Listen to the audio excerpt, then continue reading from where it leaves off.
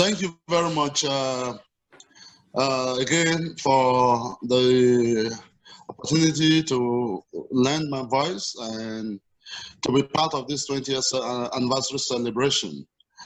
I would say a lot has changed on the ground in Nigeria because when we started in 2006, public perception about the VPs was, this is another Western initiative. So reception was very, very low. And anytime you raise the issue of the VP, policymakers, those in government, they look at you with suspicion. So, and then even within the civil society group, which is my own constituency, they also look at you and say, why do we need voluntary principles when corporations are not even ready to comply, abide by even binding agreements or legal regimes, national legal regimes that compel them to live up to certain obligations. If they are not willing to abide by or comply with legal regimes in country, why do we think voluntary principles, which are soft laws, what difference will it make? So for most civil society organizations, for policymakers, this is another layer of some Western, thinking and discussion. So the interest was very low. And like I said, there was high level of suspicion. So there was always this constant pushback. But the more we continue to engage policymakers, the more we continue to help them to understand that, yes, there are laws in the books, and sometimes compliance with the laws and even court judgments are difficult. But the difference in the voluntary principles are that these are principles that corporations have placed upon themselves. They are basically saying, hold us accountable to these principles. We believe in this. This is who we are. These are the standards that guide our operation in our operating environment. So on the basis of that, evaluate our performance. On the basis of this, look at what we do. So, that kind of gradually got into people now beginning to have some listening ears.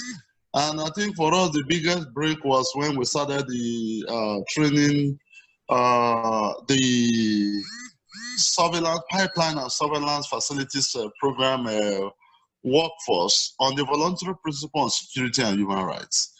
So they now begin to understand the place of human rights in security arrangement. So when the public security service, public security forces that are deployed to provide security on aerial installations violate rights, they are able to say what you are doing is a violation of my human right. Even though they may not be able to defend it, but they are able to say it. So they were kind of way ahead of the public security forces in knowing what their rights are and when their rights are being violated. Mm-hmm. The other thing is, the more we continue to talk about the difference in using a multi-stakeholder approach on issues of human rights as against the typical placard carrying activism, naming and shaming approach, the better result we are likely to get. Because in the naming and shaming approach, parties tend to develop defensive mechanism. Nobody takes responsibility. If you accuse the corporations, they will tell you, well, after all, it's not me. Yes, they were on my facility, but they are government security forces. I have very little control over what they do and how they do their work. I cannot be the one to tell them what to do and what not to do because they take instructions from their higher command. But when we now begin to say, you know what, we are all in this together. That's what the VPs are all about. We are all in this together. And because we're all in this together, we need to separate the problem so that we can work together jointly. This is not about naming and shaming. Who is right, who is wrong, it's not the issue here.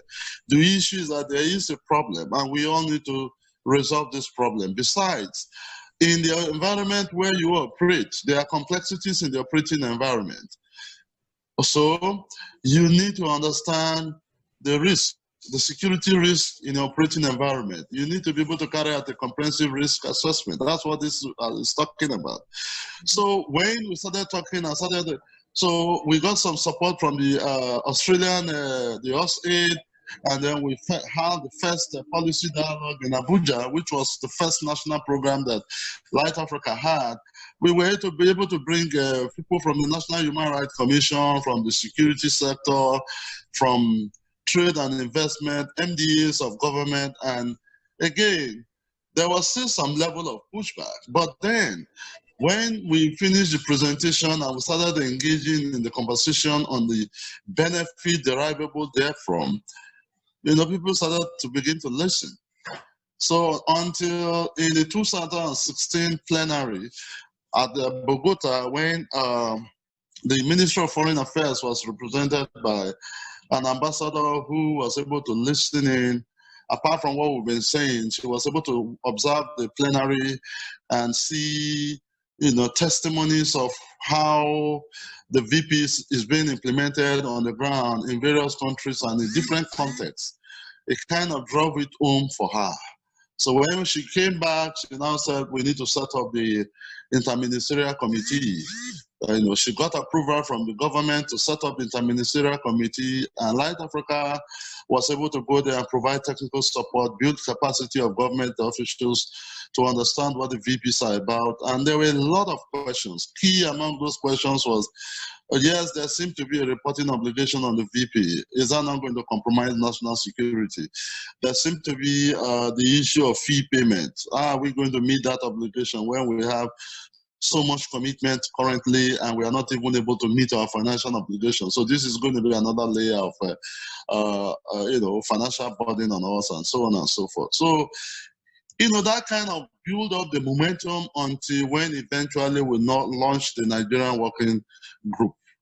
So which kind of tied everything. So when we look at where we were in 2006 up to where we are now, a lot has been achieved. Today, even Nigeria as a country has not signed on. There are government departments and ministries that have set up desk officers who in various ministries and departments of government are bold and happy to tell you that I'm the desk officer, Voluntary Principles Security and Human Rights in the Ministry of Justice. I'm the desk officer, Voluntary Principles on Security and Human Rights in the Ministry of Foreign Affairs. And I'm doing this because I know that there are benefits derivable from Nigeria being a member. I understand that, so this is how far we have come. So we now have a more coordinated, collaborative process, multi-stakeholder process where we come together under the auspices of the Nigerian Working Group. So from where we were, where it was just LITE-Africa and a few others trying to do their own individual things, in their small silos, we now have a national platform where we now have government agencies and departments and ministries who are key champions pushing and advocating on the issues of the VP. So much has been achieved, I must say. Effective implementation of the VP will positively impact on the communities. Because one, it will have to improve relationship. Effective implementation also will mean building capacity and knowledge of local communities on the existence of the VP and how they can use these VPs as tools to hold corporations accountable as mechanism to monitor compliance on the part of both private and public security service providers that are deployed to company facilities. So where communities' knowledge about the VPs are increased and they become fully aware, then they will be able to hold, as rights holders, be able to assert themselves and speak up when their rights are violated and seek necessary redress, exploring the grievance mechanisms that are built in within the process. And if that begins to happen, then corporations will be put in check. So they will be more socially responsible, especially where on issues of security and human rights in their operating environment. So that kind of environment will only enhance a more healthy community-company relationship, and where both parties will basically have a win-win situation. I see in the next 5-10 years, Nigeria become a very active member on the Voluntary Principles Initiative. We were close to achieving that even in the last plenary, but for the pandemic that made it difficult for us to have a physical plenary. So in the next 10 years, I see Nigeria playing a very active role, being a member and leading other African nations. Because one thing about Africa is that most African countries look up to Nigeria because of its size, its location, and the leadership role that Nigeria plays. So if Nigeria signs on today, I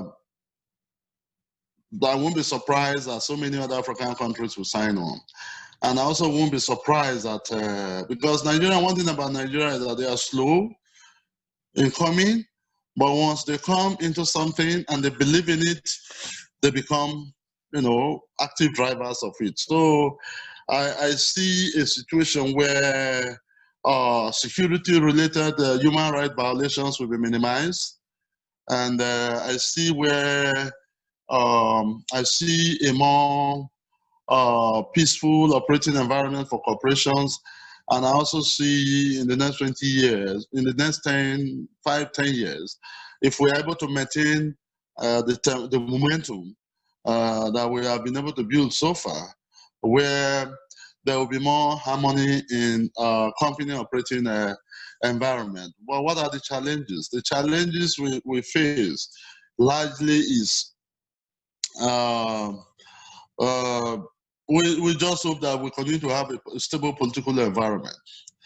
Because if the political environment is unstable, electionary processes are not democratic, and then we find ourselves in a situation where we are locked on internal strife and contention, then that could, mitigate or minimize the gains thereof.